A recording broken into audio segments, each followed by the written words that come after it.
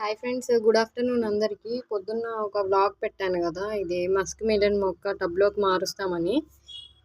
ఇందులో ఉండేదన్నమాట. ప్రస్తుతం అయితే టబ్లోకి వెళ్ళిపోయింది మొక్క. ఇందులో ఆ గడ్డి పూలు అయితే పెట్టేశాను అనమాట, ఇవి పెరుగుతాయని.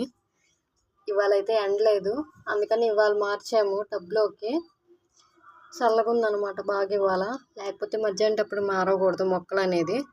మీకు ఒకసారి ఆ టబ్లో ఎట్లా పెట్టామో చూపిస్తాను రండి.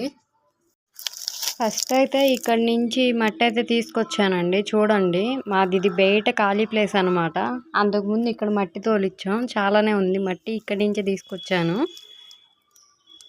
దీని పక్కనే మొన్న చూపించాను కదా పేపర్ పూల బొక్క, ఇదొకటి. ప్లస్ వైట్ కలర్ అనమాట గడ్డి పూలు, ఇవి గన్నేరు పూలేమో ఇవ్వండి.